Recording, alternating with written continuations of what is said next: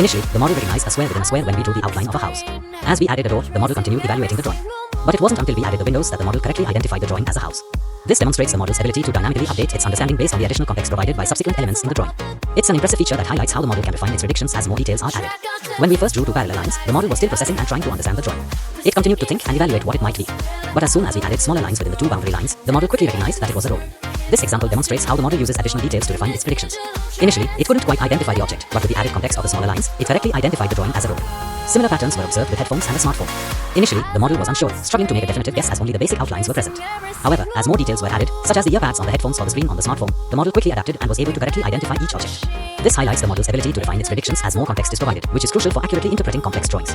Now, let's wrap up with a few more examples. When we drew a boat and an airplane, the model was able to recognize them correctly, even as we added more intricate features like sails and wings. This shows how the model not only understands basic shapes but can also accurately identify more detailed and structured drawings, showcasing its versatility and